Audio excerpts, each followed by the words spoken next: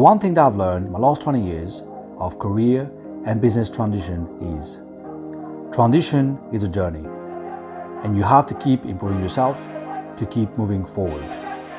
And when you stop, then that's the end. So I want to know how others have transitioned their careers and businesses. So join me for conversations on change, strategy, and leadership. My name is Samuel T. Reddy. Welcome to another episode of the Yellow Cast, where I bring you some of the leading experts that have successfully transitioned their career and reinvent themselves into other careers. Today, my guest is Mal Robinson, who started his career in the RAF as a logistician, and today he's now the editor of one of the most leading resettlement magazine for military personnel. In this conversation, you will know again how to lead opportunity, which is number one step of reinventing yourself. You will learn about how to be around the right people and why it's also important to get around the right network. It's not about who you know, it's about what they know about you. And number three, you will learn about how to get out of your comfort zone, which in his case is very apparent.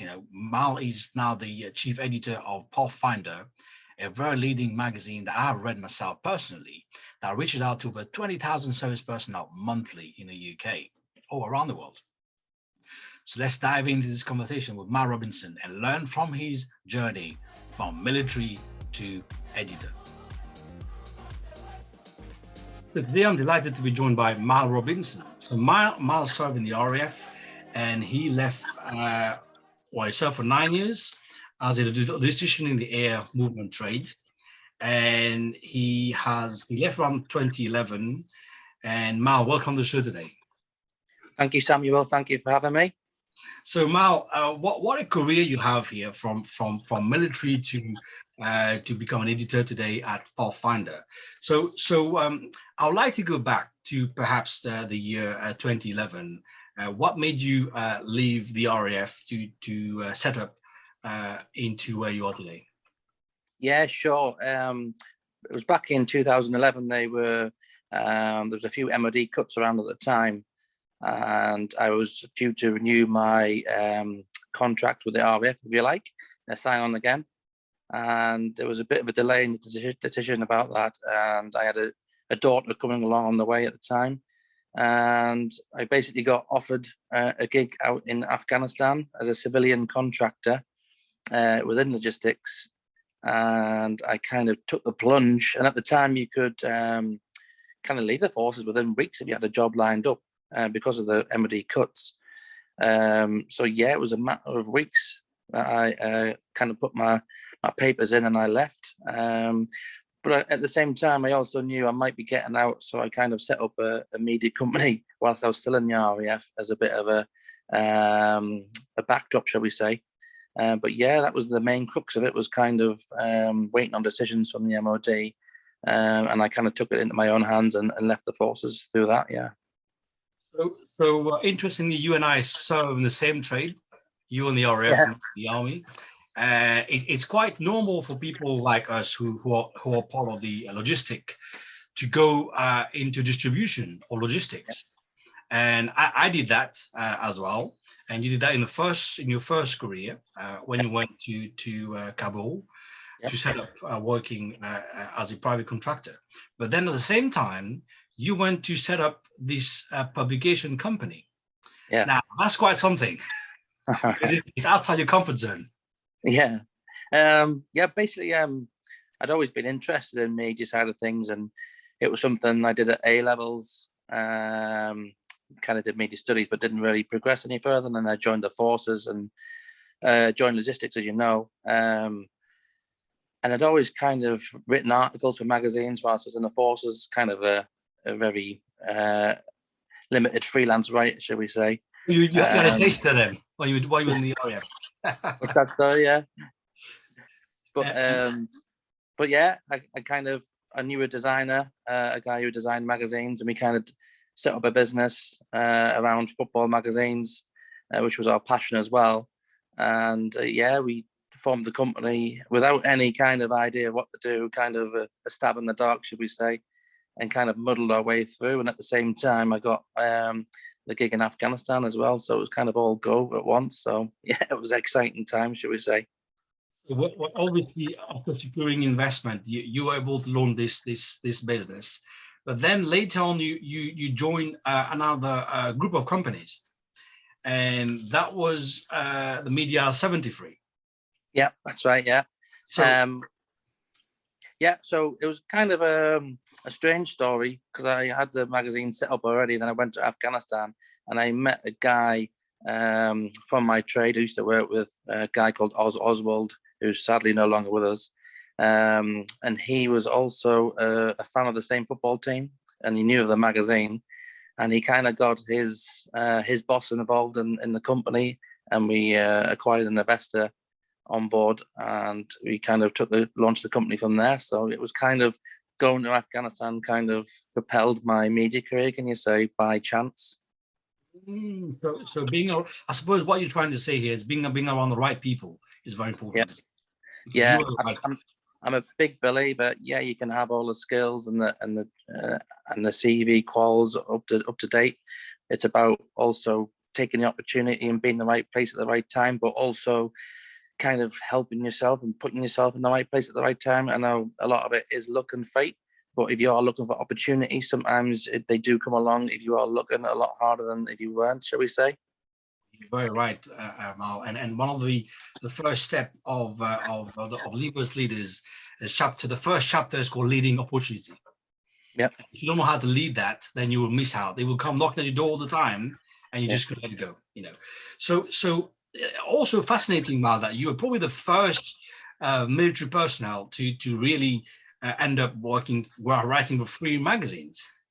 Yeah. So I worked for Media 73, producing the magazines for a few years, and then I got the chance to become the sports editor for Trinity Mirrors group up in Newcastle, which saw me become sports editor for the Sunday Sun, the Journal, and the Chronicle all at once, which had never been done before. So it was quite a challenge, and we also had to look after the Chronicle's website as well, which had 22 million hits a month as well. To the target was for that. So it was very, very hectic, shall we say, and it was enjoyable and very interesting as well. So I mean, you have constantly put yourself out of comfort zone. Yeah, it was kind of gone from a small company to a massive company, and I found myself in charge of 9 sports journalists who probably knew more than me in journalism. So that was quite a difficult challenge to kind of not tell them to suck eggs, shall we say, but also manage them at the same time. Leave them alone to do the job. Don't micromanage them, so to speak. And then just intervene when need be in management, in a management role. Yeah. So yeah, it was very interesting. So, and then you said to me in 2015, you ended up working for the government, and that was you then working for the Ebola time. That was directly with the government, right? That's right. Yeah, I was working for the Department of International Trade, and it was the government's response to the Ebola crisis out in Sierra Leone. I got offered a role out there through a contract. Through a contract I worked with in Afghanistan as a civilian contractor. So again, it goes back to kind of sometimes being in the right place, right time, and sometimes who you know, not what you know as well, and how you build contacts. So networking for me was a massive thing, and it kind of propelled me into some of the more enjoyable roles that I had. And Sierra Leone was a massive life experience on a number of levels. And to do your bit in helping eradicate Ebola crisis, that was absolutely massive in my life. Yeah, massive turning point. You had a medal for that, for the time you were there as well. So yeah. Back on what you just said here, I think networking is very important. I think networking with your immediate peers at work, networking in terms of operational teams, but also networking for the future. Yeah, sure. You never know. Today you might connect with someone on Facebook or on LinkedIn. 2-3 years down the line, you could find yourself in a situation you can actually reach out to the person, say, "Hold on, hey, mate, I'm doing something here. Can you help me out with something?" In that, would you believe in that? Yeah, that's certainly been true in my life. As you say, I've built connections up, and then I've not spoken to them for 2 years, but it's been like, oh, do you remember me, mate, type of thing. And 2 years later, you're chatting away and you're putting a project together. So yeah, that's been very true in my life. And I'm massive on networking. If you don't know who you're speaking to, you could be speaking to a guy who plays football with the CEO of a company that you want to get involved with. You just don't know who else knows somebody else. So networking is massive.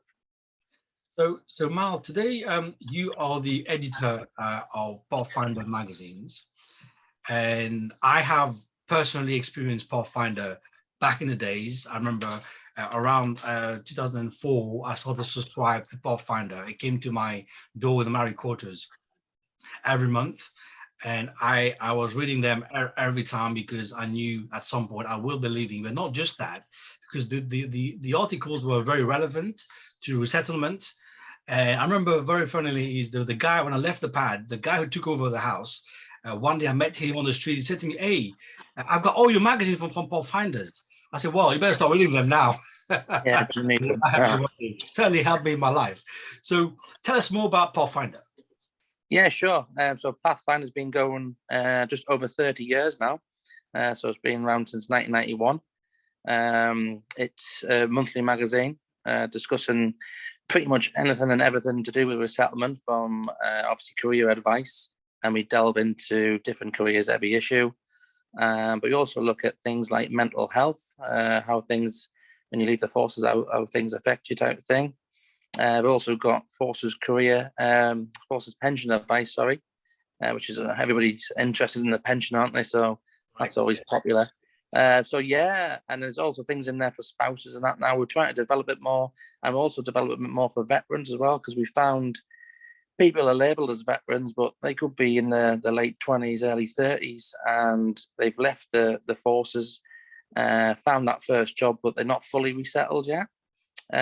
So yeah, people think of veterans and they think of like Uncle Albert and older guys, which obviously they are as well. But we found by doing a bit of research, shall we say, that there's a lot of guys and girls out there that are still in the prime of their lives, shall we say, and they're looking for something else. They've got that first job on leaving the forces, but they're not happy where they are, and they're still looking to continue their resettlement journey, shall we say. So we're looking to ever adapt the content for veterans as well. So it's not just people looking to leave the forces, it's also veterans and families of veterans and those in the forces as well. So there's a lot there to cover.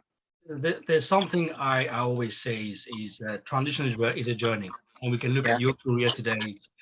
We could look all the way back to 2011 and see that guy left in 2011. No one would know or where you would be today. So it is a journey, and you have to keep reinventing yourself to keep moving forward. Once you leave the military, I don't believe that the next career, the next job is the next career. Yeah. Certainly, it hasn't been my case. I mean, I've moved around in so many different trades and businesses. I can certainly say that I'm not even done yet. Maybe the same thing for you, right? I mean, we're on the prime time here today. We have got 20 odd years left to go. And I'm pretty sure we are looking to always to improve our transition journey. How do you find that? Do you agree with that?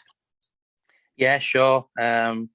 Like just touching on what you were saying there, I kind of did 2 weeks resettlement, and it clearly wasn't nowhere near enough. Kind of jumped the gun and I went to Afghanistan, and I've kind of not paid the price, shall we say, but it's kind of been turbulent at times, but it's been a journey of several jobs, as we've spoke about. And I think if I planned it a little bit better, then I would have probably had less roles and less moving around. But yeah, I think that's in life in general these days. I think it's a journey in itself, and naturally if something better or more interesting comes along that you're doing, there could be a number of reasons. There could be family issues or anything. You can never say never that you're going to be in a job for life these days. It's totally changed. The COVID has proved that. Yeah, definitely. The current situation, it's a massive example. And I think if you come out the forces with that mindset that it's ever evolving, and don't be afraid of that, and embrace it instead, then you're halfway there to kind of enjoying the journey, shall we say. And thing about Pathfinder as well, you're not just a magazine, you have your own events as well. And I know you do about 2 or 3 with COVID. How's that going now? Are you planning for event this year? Yeah, sure. We launched the Armed Forces and Veterans Resettlement Expo. It was 2018, I think now, or 17. So yeah, we've done various locations around the country. We did one in Bristol just in October. That was our first one. Let's say after COVID, but COVID's obviously still around us. So in the COVID environment, shall we say? And yeah, we're just in the final stages now, planning for 2022. We've got 3 locations lined up. I can't say quite where yet because they're not finalised, but they will be spread around the country, shall we say? So there should be something for everybody, location-wise. That's good as well. Nowadays, the magazine is also digital as well, so you can get it online. You don't have to wait for the paper copy to arrive. Like I used to wait for it every month. So you get it on your website now. You can get that. So Mal, if you were to go back to 2011, right, knowing what you know today, what you enjoyed for the rest of your life to now, what advice would you give to somebody listening to you today and leaving the military? If I was leaving the military and I went and revisited myself, I would say make full use of your resettlement period. I know everybody has different kind of timelines, shall we say. It's roughly 18 months it should be when you start looking at leaving the forces, and then to actually you walking out the gate, shall we say. Just make the most of everything. Plan ahead to your resettlement period, so you know what you're going to do. And I'd advise maybe networking first, get a couple of months of networking under your belt, see what route you want to go down from there, and then obviously follow up on the qualifications you want to go down that route. And then once you've done the qualifications, revisit your networking, people that you started out that journey on, just to let them know where you're at, shall we say. And like I say, it's worked for me before.